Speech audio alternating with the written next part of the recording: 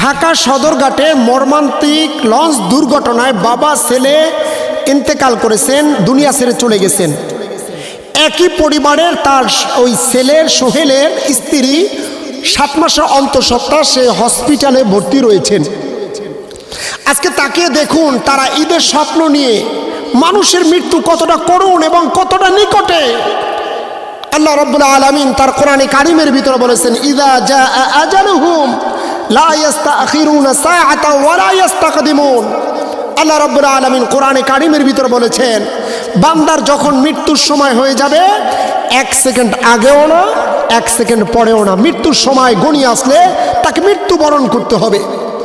তবে হৃদয় বিতরক এই ঘটনাটি তাকিয়ে দেখুন, একই পরিবারের বরিশালের বাকেরগঞ্জের সোহেল নামের এক ছেলে তার বাবা এবং স্ত্রীকে নিয়ে ঈদের স্বপ্ন নিয়ে ঈদের আনন্দ ভাগাভাগি করার জন্য বাড়িতে রওনা দিয়েছিলেন। পথিমধ্যে 2 লঞ্চের সংঘর্ষের ভিতরে এই ছেলেটি এবং তার বাবা ইন্তেকাল করেছেন। মর্মান্তিক এই হৃদয় বিতরক ঘটনাটা আপনারা ভিডিও ফুটেজে দেখেছেন। সোহেল তার পা দুটো হারিয়ে ফেল ফেল নজরে তাকিয়ে আছে, স্বপ্নগুলো কোথায় যাচ্ছে। মৃত্যুর আগ মুহূর্ত তিনি বলেছিলেন, আমার স্ত্রী আমার বাবা তো বেঁচে আছে। এবং তার বাবাকে দেখেছি গোষ্ঠে গোষ্ঠে একজন যাত্রী তার বাবার হাতটা ধরেছিল, শেষ পর্যন্ত রাখতে পারেনি, পোলটা হয়ে নদীতে পড়ে গেছে। তার বাবার লাশটিও খুঁজে পাওয়া যায়নি। তার বাবার কাঁধে যে ব্যাগটি ছিল, ব্যাগটা ভাসতেছিল, এই ব্যাগ ভর্তি স্বপ্ন ছিল। স্ত্রী মেয়ে সন্তানদের জন্য কেনাকাটা করেছে। সোহেল সকালবেলা মাকে বলেছিল, মা ঈদের মার্কেট করেছি ছোট ভাইয়ের জন্য, বোনের জন্য, দীর্ঘদিন কাজ কাম করেছি, মা আমি বাড়িতে আসতেছি, আমরা একসাথে ঈদ করব। মায়ের মুখে আনন্দ ছিল। তার স্ত্রী, সোহেলের স্ত্রী হসপিটালে বসে, সে এখনো জানতেও পারেনি যে তার স্বামী দুনিয়া ছেড়ে চলে গেছে। অথচ গতকালকে সোহেলের মৃত্যুর পরে আজকে সকালবেলা জানাজা সম্পূর্ণ করে কবরস্থ তাকে করা হয়েছে। স্বামী আর স্ত্রীর মিলনটা দেখুন, শেষবারের মতো স্বামীর চেহারাটাও দেখতে পারেনি তার স্ত্রী। এবং তার যে গর্ভবতী সন্তান, নবজাতক সন্তান দুনিয়াতে আসবে, তার বাবার এই ঈদ তাদেরকে কতটা কষ্টদায়ক হবে প্রতিটি বছর। এই ঈদের জন্য তার বাবাকে হারিয়েছে, সন্তান বাবাকে দেখতে পারেনি। তার স্ত্রীও মনের আবেগে প্রতিটা ঈদে হাক ছাড়বে, আমার স্বামীকে হারিয়েছি। এই বেঁচে থাকা কত নিদারুণ দেখুন তাকিয়ে। আমরা তো সোহেলের স্ত্রীর কথা ভাবতেছি, একটাবার ভেবে দেখুন সোহেলের মায়ের দিকে। মা তার কলিজার টুকরা সন্তানকে হারিয়েছে, তার প্রাণের স্বামীকেও হারিয়েছে। আর কি মৃত্যু! সোহেল তো তার মাটিটা পেয়েছে, কবরস্থ করা হয়েছে, তার বাবার লাশটাকে কবরস্থও করা হয়নি। এমন মৃত্যু আমাদেরকে বুঝিয়ে দিচ্ছে, আনন্দ করতে যাচ্ছেন তো আনন্দ শেষ হয়ে যাচ্ছে। জায়গায় জায়গায় সড়ক দুর্ঘটনায়, রেল দুর্ঘটনা, রেল অ্যাক্সিডেন্ট মানুষের জীবনটাকে ফিরিয়ে নিয়ে যাচ্ছে। এই জন্য মুসলমান ভাইয়ের আমার, আল্লাহ রাব্বুল আলামিন তার পবিত্র কোরআনে কারীমের ভিতরে বলেন, ইযা জাআ আজালুহুম লা ইস্তাখিরুনা সাআতাও ওয়া লা ইস্তাকদিমুন। আল্লাহ রাব্বুল আলামিন তার পবিত্র কোরআনে কারীমের ভিতরে বলেন, বান্দারে তোমাদের মৃত্যুর সময় যখন চলে আসবে, বান্দা তোমার মৃত্যুর সময় চলে আসলে তোমাকে 1 সেকেন্ড আগেও করা হবে না, 1 সেকেন্ড পরেও করা হবে না। তুমি মরণ থেকে যতই পালাইতে চাও বান্দা, মৃত্যু থেকে তুমি কোনো পর্যায়ে তুমি বাঁচতে পারবে না, তুমি পালিয়ে বাঁচতে পারবে না। আল্লাহ রাব্বুল আলামিন এই জন্য কোরআনে কারীমের ভিতরে ডেকে বলেন, আল্লাযী খালাকাল মাউতা ওয়াল হায়াতা লিয়াবলুয়াকুম আইয়ুকুম আহসানু আমালা। আল্লাহ রাব্বুল আলামিন কোরআনে কারীমের এই আয়াতের ভিতরে বলেন, আমি আল্লাহ রাব্বুল আলামিন বান্দা তোমাদেরকে সৃষ্টি করার পূর্বে আমি মৃত্যুকে সৃষ্টি করেছি।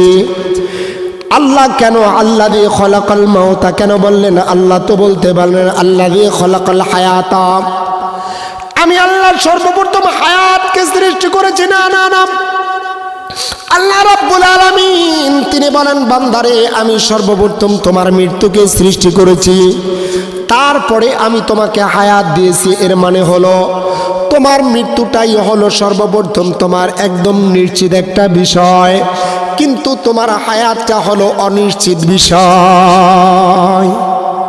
হায়াত যে অনিশ্চিত এটা তাকিয়ে দেখুন কত মানুষগুলো যারা গাড়ি অ্যাক্সিডেন্টে মারা যায়। আজ সোহেলের দিকে তাকিয়ে দেখুন, বড় স্বপ্ন ছিল সোহেল যদি জানতো যে আজকে ওই জায়গার ভিতরে তার মৃত্যু হবে, তাকে কোটি টাকা দিলেও কিন্তু ওই জায়গার ভিতরে যেতে পারতো না, যেত না। কিন্তু আল্লাহ রাব্বুল আলামিন এই সোহেলের জন্য মৃত্যু ওই জায়গার ভিতরে নির্ধারিত করেছেন। আজ যদি রমজান মাসে সোহেল যদি কোনোভাবে, অর্থাৎ এই যুবকেরা যদি যারা মৃত্যুবরণ করেছে অ্যাক্সিডেন্টে, তারা যদি কোনোভাবে জানতে পারতো যে তাদের শেষ মৃত্যু ঈদ একসাথে করা হবে না, রমজান মাস কাজকর্ম সব বাদ দিয়ে তারা এই ইবাদতের ভিতরে তাদের এই জীবনটাকে কাটাইয়া দিত। কিন্তু ভাইয়েরা আমার, বন্ধুরা আমার, আল্লাহ রাব্বুল আলামিন ডেকে বলেন, বান্দারে তোমার মৃত্যুর সময় যখন চলে আসবে তোমাকে এক সেকেন্ড দেরি করা হবে না। বন্ধুরে একটা এইভাবে একটা ঘটনা বর্ণনা করে হিকায়াতুস সাহাবার ভিতরে, একটা পাখি এইভাবে যখন ফল খাচ্ছিল, মিষ্টি ফলগুলো টুক টুক টুক টুক টুক টুক করে খাইতেছিল। হঠাৎ করে একজন মুরব্বী এসে পাখির পাশে দাঁড়ায়া যায়। পাখিটা অমনি ডাক দেয়া বলে, ভাই আপনি কে? ভাই লোকটা ডাক দেয়া বলে, কয় আমি মালাকুল মাউত, তোমার মৃত্যুর সময় চলে আসছে। আমি তোমার দিকে, কয় ভাই এভাবে আর নজরে কেন তাকাইলেন? কয় তোমার মৃত্যুর সময় চলে আসছে। অমনি পাখিটা একজন বুজুর্গের কাছে দৌড়ে যায়, যে নাকি ইসমে আজম জানতো। তার কাছে যাওয়ার পরে বুজুর্গের কাছে ডাক দেয়া বলেন, ভাই ওই যে একজন মালাকুল মাউত আমার সামনে এসে, মুরব্বী এসে আমাকে ভয় দেখালো, আমি তো ভয়ে কাতর হয়ে গেলাম। এই জায়গা থেকে আমার মৃত্যুর সময় নাকি চলে আসছে। বুজুর্গকে বলে, কয় আমাকে এমন একটা জায়গায় পাঠিয়ে দেন যে জায়গার ভিতরে মালাকুল মাউত যেতে পারবে না।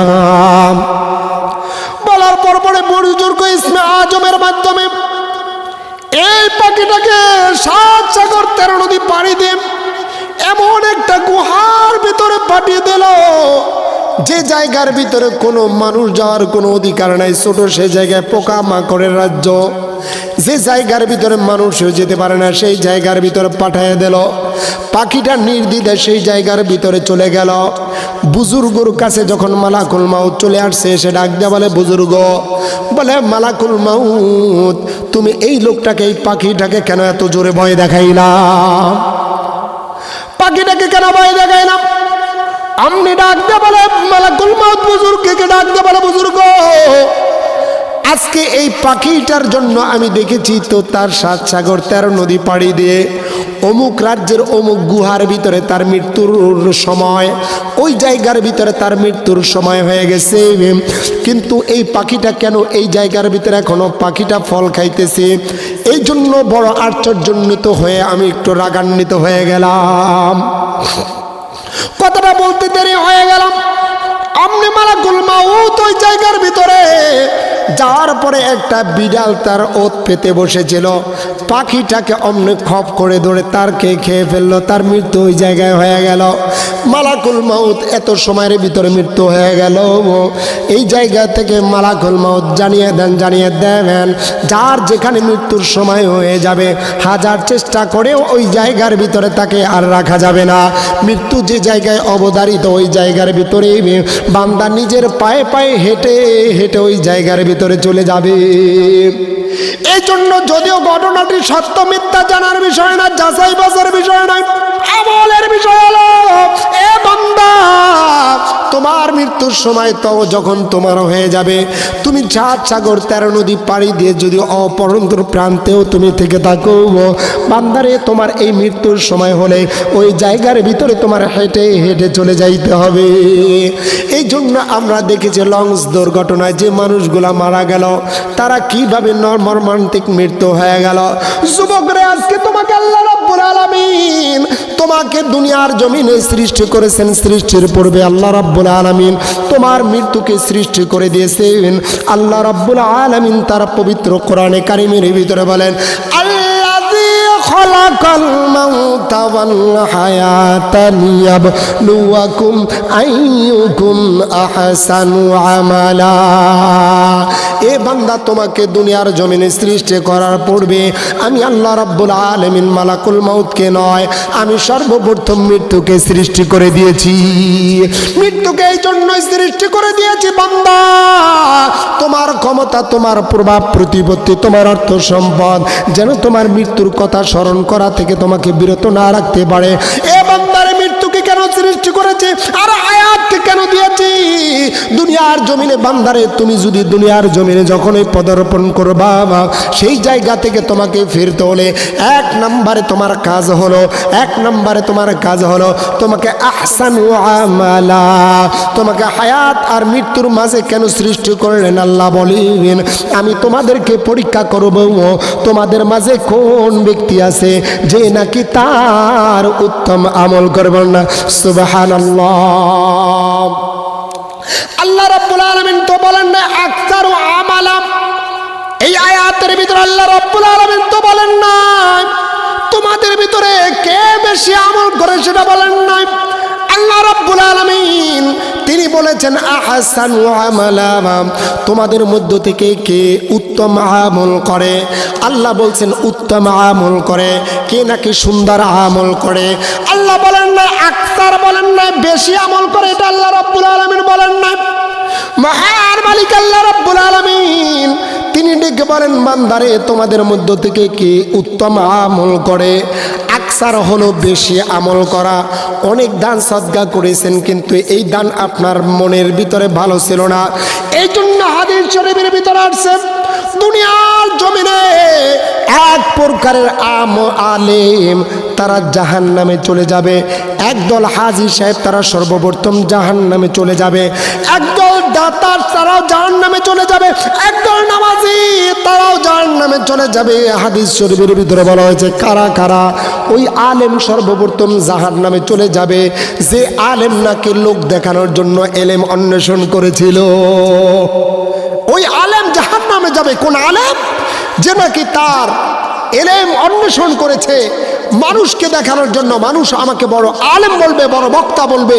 আল্লাহ বলে গো টু দ্য ফায়ার, তুমি জাহান্নামে চলে যাও।